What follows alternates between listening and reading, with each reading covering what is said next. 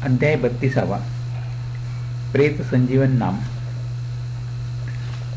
गुरुदेव पुढे सांगू लागले, पती निधनानंतर परतंत्र न राहता पतीसमवेत सती जाऊन पदोपदी यज्ञाचे फळ घ्यावे. पतिलोकी आपले एक स्थान घ्यावे. सती जाणे परिस्थितीवश शक्य नसल्यास विधवा धर्माचे योग्य प्रकारे पालन केले असता सुद्धा सुख मिळू शकते. मूल लहान असल्यास अथवा शिशु गर्भस्थ असल्यास अथवा पतीचा मृतदेह न मिळाल्यास सती जाण्याची शास्त्रानुसार गरज नाही. पती निधनानंतर केशवपन करावे. असे न केल्यास पतीस दुर्गती प्राप्त होते. पती निधनानंतर जी स्त्री पलंगावर शयन करते तिला नरकात जावे लागते. या कारणाने भूमीवर शयन करावे. तिने दागदागिने, उंची वस्त्रे, तांबूल सेवन यांचा त्याग करावा. शुभ्र वस्त्र परिधान करून आपल्या शीलत्वाचे रक्षण करावे. मंगल स्नान वर्जावे. भगवान श्री विष्णू पतिमान समान मानून आपल्या वैधव्य धर्माचे पालन करावे. अशा प्रकारे जी विधवा स्त्री आचरण करते तिला सहगमन केल्याचे फळ मिळेल. ती आपल्या अशा शास्त्रशुद्ध वर्तनाने आपल्या पती स्वर्गात घेऊन जाते. हे वक्तव्य ऐकून ती विप्रपत्नी म्हणाली, वैधव्यपूर्ण जीवन जगणे मला आवडत नाही. माझे तारुण्य विषयाप्रमाणे आहे असे मला वाटते. त्यामुळे मी सती जाण्याचा निश्चय केला आहे. तो ब्रह्मचारी म्हणाला, अवश्य. आणि त्याने सतीला 4 रुद्राक्ष दिले आणि भस्म देऊन म्हटले, हे तुझ्या पतीच्या कपाळास लावून 2 रुद्राक्ष कानास बांधून गुरुदर्शन घेऊनच नंतरच सहगमन करावे. असे सांगून तो ब्रह्मचारी निघून गेला. त्या साध्वीने दान करून पतीच्या मृतदेहास रुद्राक्ष बांधले. लोकांनी त्या मृतदेहास उचलले तेव्हा ती विप्रपत्नी अग्नी घेऊन पुढे चालत होती. ते अंतःकरण विदारक दृश्य पाहून अनेक लोक हळहळत होते. मंदगतीने ती त्या मृतदेहासह स्मशानभूमीत पोहोचली. त्यावेळी तिला त्या ब्रह्मचार्याच्या आदेशाची आठवण झाली. अग्नी जमिनीवर ठेवून ती गुरुदेवांच्या दर्शनास गेली. अनेक लोक कुजबुज करीत होते आणि ते त्या स्त्रीच्या मागे गेले. ती मार्गात सतत श्री गुरुदेवांचे स्तवन करीत होती. गुरुदेवांना पाहताच तिने साष्टांग नमस्कार केला. तेव्हा गुरुदेवांनी तिला पंचपुत्र सौभाग्यवती भव असा शुभाशीर्वाद दिला. तो ऐकताच आलेल्या लोकांनी गुरुदेवांना सांगितले की तिचा पती मृत झाला असून ती पतीसह सती जाण्यास सिद्ध झाली आहे. ते ऐकून गुरुदेव म्हणाले, त्या मृतदेहास येथे घेऊन या. गुरु आदेशानुसार त्या लोकांनी त्या देहास गुरुदेवांसमोर आणून ठेवले. गुरुदेवांनी त्यावर रुद्र तीर्थाचे स्नपन केले आणि आश्चर्य असे की तो विप्रपुत्र झोपेतून जागे व्हावे त्याप्रमाणे उठून बसला. परंतु अंगावर वस्त्र नसल्याने लाजला. त्याला जीवित पाहून सर्व लोकांना अत्यंत आनंद झाला. त्या पत्नीचा आनंद तर गगनात मावत नव्हता. एखाद्या रंकाला सुवर्णाने भरलेला कलश मिळावा तसे तिला झाले. त्या उभयतांनी श्री गुरुदेवांचे अत्यंत श्रद्धाभावाने स्तवन केले. गुरुदेवांनी तिला वर दिला. ज्याच्या योगाने सारे दोष मिटून जाऊन सद्गती प्राप्त झाली. ज्याप्रमाणे परिसाचा स्पर्श होताच लोखंडाचे रूपांतर सुवर्णामध्ये होते, त्याचप्रमाणे ती एका साध्वीच्या रूपात रूपांतरित झाली. गुरुदेव म्हणाले, पुढील 100 वर्षाचा विधिलेख आम्ही तुला मागून दिला आहे. आता तुम्ही सौख्यभरे नांदा. तेथे जमलेल्या सर्व लोकांनी उच्च स्वरात गुरुदेवांचा जय जयकार केला. त्या दंपतीने मोठ्या आनंदाने संगमावर जाऊन मंगल स्नान केले आणि मठात गुरुदेवांकडे ते आले. येथे संजीवन नावाचा अध्याय 32 संपन्न झाला. हरिओम तत्सत. हरिओम तत्सत. अध्याय 33. रुद्राक्ष महिमा वर्णन. गुरुदेवांच्या चरणी नतमस्तक होऊन त्या पतिव्रतेने विचारले, गुरुदेव, काल एक मुनी आले होते. त्यांनी मला उत्तम उपदेश करून सांगितले की पतीच्या कानात 2 रुद्राक्ष बांधून कपाळावर भस्म लेपन कर. ते मुनी कोण होते? गुरुदेवांनी स्मितहास्य केले आणि म्हणाले, आम्हीच रूप बदलून तुझी पतिनिष्ठा, पतिप्रेम पाहावयास आलो होतो. रुद्राक्ष आम्हीच दिले होते. रुद्रतीर्थाने तुझ्या पतीचे प्राण वाचविले. रुद्राक्षाचे महात्म्य सांगणारी एक कथा गुरुदेवांनी सांगितली. ते म्हणाले, पूर्वीच्या काळी काश्मीर देशाचा राजाचा कुमार आणि प्रधानाचा कुमार आपली उंची वस्त्रे काढून टाकून अंगास भस्म लेपन करीत आणि रुद्राक्ष धारण करीत एकदा पराशर मुनी राजाच्या दरबारी आले. राजाने मुनींना या 2 पुत्रांबद्दल विचारले. पराशर मुनी राजास म्हणाले, महाराजा, हे दोघे कुमार शिवभक्त आहेत. त्यांची रोमहर्षक कथा ऐक. नंदीग्राम नावाच्या गावात महानंदा नावाची एक सच्छील वेश्या राहत होती. ती भगवान शिवाची एक महान भक्त होती. एकदा भगवान शंकर तिची परीक्षा घेण्यासाठी एका वैश्याचे रूप घेऊन आले. त्यांनी महानंदेस आपल्या हातातील दिव्य कंकण काढून दिले. त्याचा स्वीकार करून ती म्हणाली, मी 3 दिवसासाठी तुमची अनन्य झाले.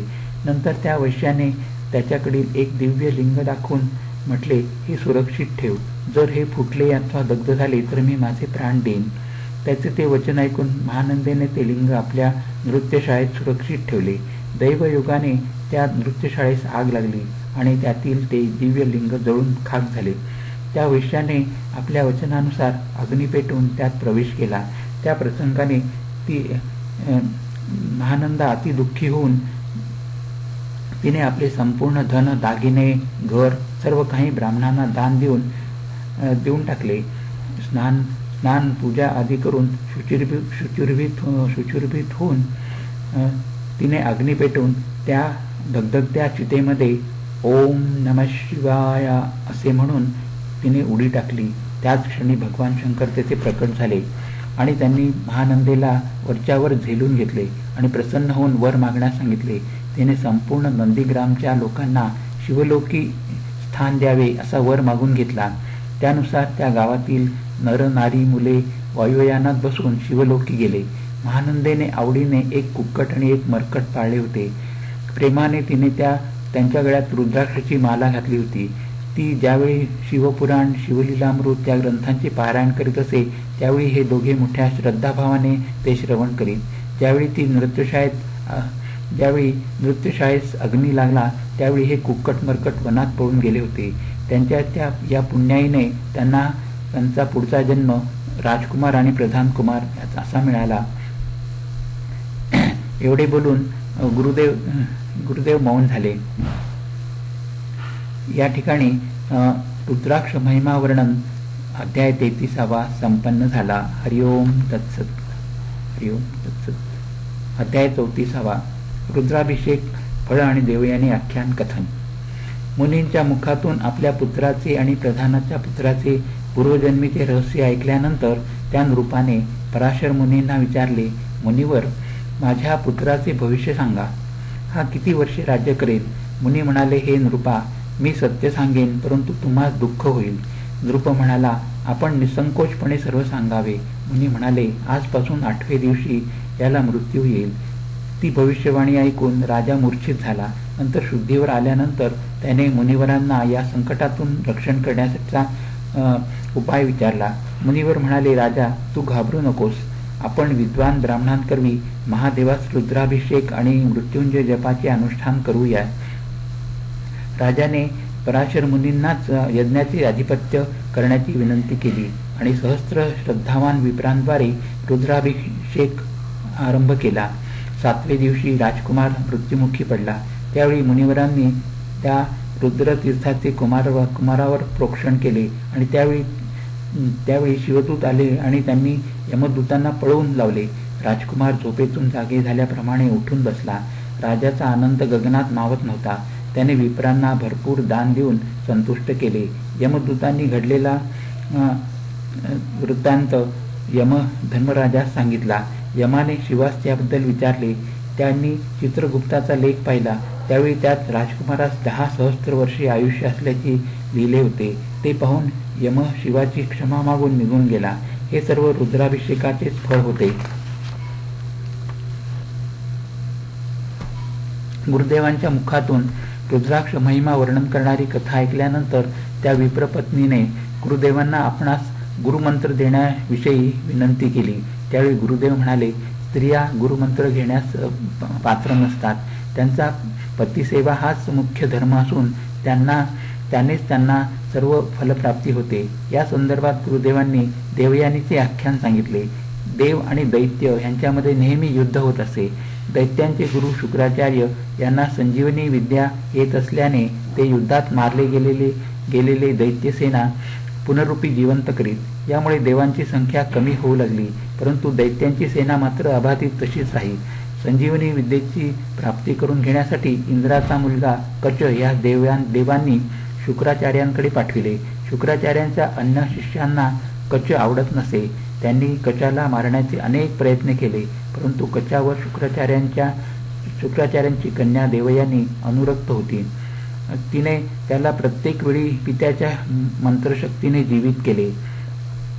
शेवटी अगदी शेवटचा उपाय म्हणून दैत्यांनी कचास जाळून टाकले आणि त्याची राख मद्यात मिसळून ते मद्य शुक्राचार्यांना पाजविले.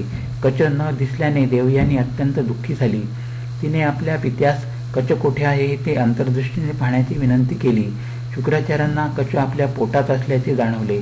कचास जीवित केल्यास आपले पोट फुटून मृत्यू येईल असे पित्याने देवयानी सांगितले. तरी त्या प्रेमवेड्या कन्येने कचास जिवंत न केल्यास आपण देहत्याग करणार असा दृढ संकल्प केला. ती पित्यास म्हणाली, पिताश्री, मला संजीवनी मंत्र शिकवा, म्हणजे कच तुमच्या पोटातून बाहेर येताच मी तुम्हा संजीवनी मंत्राने जीवित करीन. कन्येच्या हट्टामुळे संजीवनी मंत्र शुक्राचार्यांनी देवयानी शिकविला आणि कचास जीवित पोटातून बाहेर काढले. देवयानीने आपल्या मृत पित्यास मंत्राच्या साहाय्याने पुन्हा जीवित केले. यावेळी तो मंत्र कचास कळला. त्याने तो ऐकला, त्यामुळे त्या मंत्रास हीनता प्राप्त झाली. कचाने आपला उद्देश पूर्ण केला असल्याने त्याने परत घरी जाण्याची अनुमती गुरुदेवांकडे मागितली. देवयानीने कचाबरोबर विवाह करण्याचा मानस दर्शविला. त्यावेळी कच म्हणाला, आपण दोघे बंधू भगिनीप्रमाणे आहोत, कारण आपणास जन्म देणारे पिता एकच आहेत. देवयानीच्या सर्व प्रयत्नांवर पाणी फिरल्याने तिने कचास शाप दिला. ती म्हणाली, कचा, तू सारी विद्या विसरून जाशील. कचाने सुद्धा देवयानी शाप दिला. तो म्हणाला, तुला विप्रपती मिळणार नाही. कालांतराने देवयानीचा विवाह क्षत्रिय राजा ययाती बरोबर झाला. अशा प्रकारे शुक्राचार्यांनी कन्येला दिलेला मंत्र भ्रष्ट झाला आणि दोघांचीही हानी झाली. या कारणाने स्त्रियांनी ऋतोपासना करावी असे गुरुदेवांनी सांगितले. येथे देवयानी आख्यान नाम अध्याय 34 संपन्न झाला. हरिओम तत्सत. हरिओम तत्सत.